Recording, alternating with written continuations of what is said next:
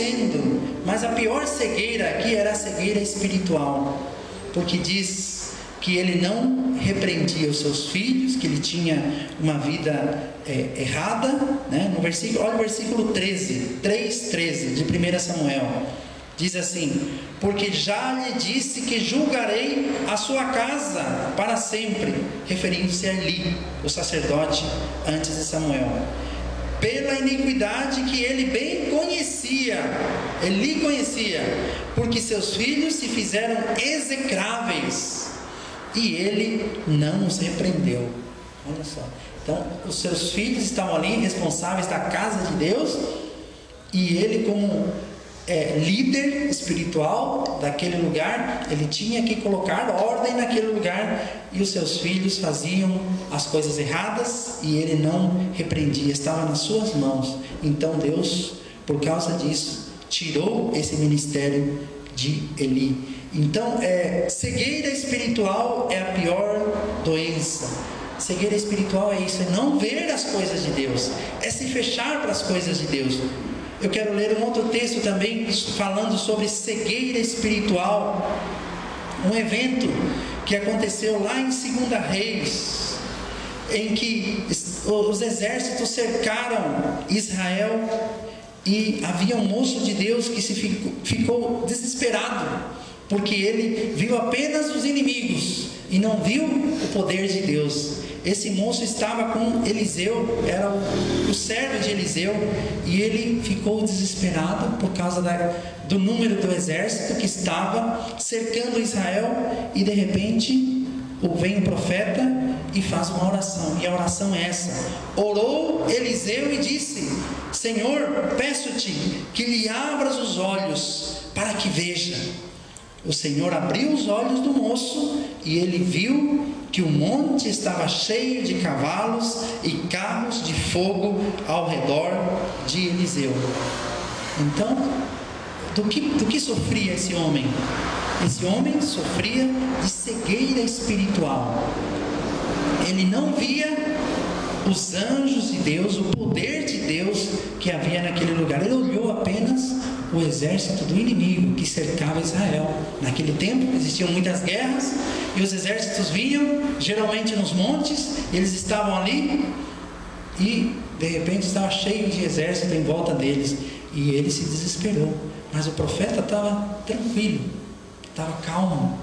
Por quê? Porque ele estava com os olhos atentos no Senhor, olhando Deus. Quantas vezes nós não ficamos desesperados devido à situação que nos assolam, e nós pensamos: pronto, eu não passo dessa daqui eu não passo, ninguém me livra. Mas nós temos que olhar o poder de Deus em meio à situação que nós estamos vivendo. Cegueira espiritual é uma coisa muito grave. Lá em 2 Coríntios também, no capítulo 4, olha só o que diz a respeito disso. 2 Coríntios capítulo 4, no verso 3 e verso 4. Deixa eu abrir aqui. 2 Coríntios capítulo 4, verso 3 e verso 4.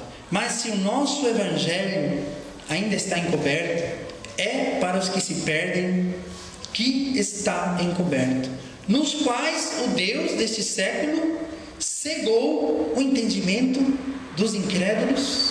O que é isso? Cegou o entendimento dos incrédulos, para que não lhes resplandeça a luz do evangelho da glória de Cristo, o qual é a imagem de Deus. E verso 5, para concluir: porque não nos pregamos a nós mesmos, mas a Cristo Jesus como Senhor, e a nós mesmos como vossos servos por amor de Jesus. Então, realmente, o Deus desse século, não Deus, o nosso Deus, o Deus com D minúscula, Deus desse século cegou o entendimento de muitas pessoas que andam pelas ruas, né? Se nós tivéssemos uma visão espiritual, muitas pessoas estão andando pelas ruas, mas estão cegos. Esses olhos estão bem abertos, eles estão enxergando, eles sabem muitas coisas que estão acontecendo nos nossos dias, eles sabem muitas coisas, mas os seus olhos em relação ao mundo espiritual está cego. Eles estão cegos, porque o Deus desse século, Satanás, cegou o entendimento. Eu estou lendo 2 Coríntios capítulo 4, verso 3 ao 5. Nos quais o Deus deste século cegou o entendimento dos incrédulos, para que não resplandeça a luz do Evangelho da glória de Cristo, o qual é a imagem de Deus. Então, como estão os nossos olhos? Você está vendo as coisas espirituais?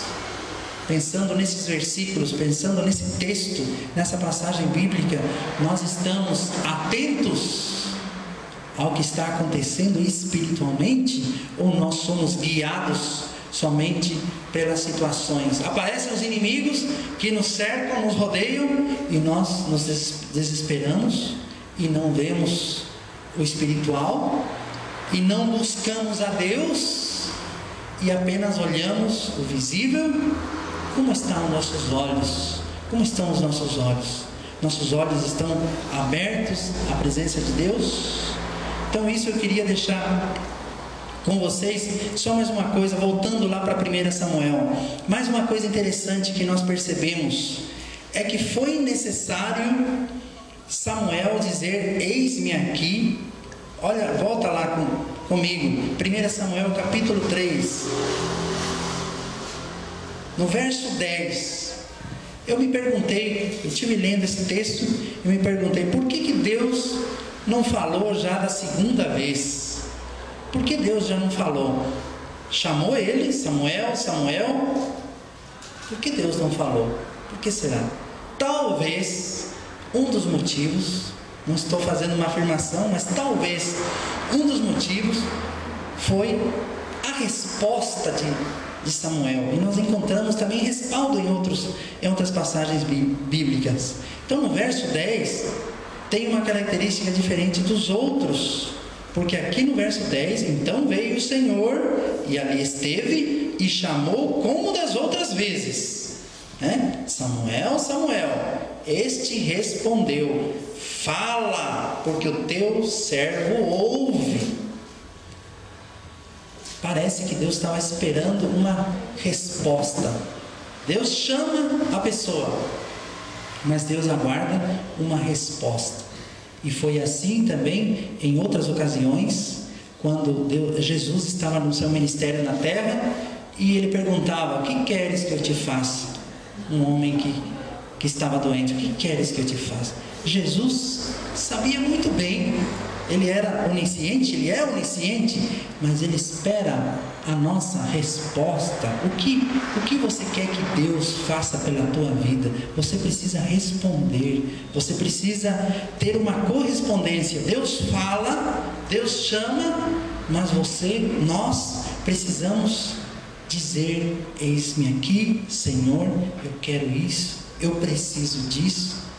Deus precisa que você libere essa palavra. É necessário uma correspondência. Então isso aconteceu no verso 10. E das outras vezes, Deus não continuou a conversação. Deus esperou que Samuel respondesse e dissesse: eis-me aqui, fala. Este respondeu: fala, porque o teu servo ouve. Então é necessário dizer um sim. E nós encontramos isso também lá em João, quando diz, em 1 João, quando diz que todos aqueles que o receberam, deu-lhes o poder de serem feitos filhos de Deus. Ou seja, receberam. Jesus vem, Jesus chama, mas é necessário uma receptividade. Receber Jesus, dizer ao Senhor: eu quero isso, eu preciso disso na minha vida especificamente. Então isso que eu queria deixar com vocês nessa noite, para que nós meditemos, estejamos atentos ao chamado de Deus, estejamos atentos para ouvir Deus na multidão de vozes que estão em nosso meio, estejamos atentos para pensar realmente no plano de Deus para a nossa vida, nos nossos dias, e que Deus realmente nos chama. Deus chama você, Deus chama a mim, e chama não muitas vezes de forma audível, como chamou Samuel, mas nos chama através da sua palavra. Ele requer a tua vida, nos chama através de situações, nos chama para que estejamos na sua presença e que possamos dizer: eis-me aqui, Senhor, fala comigo.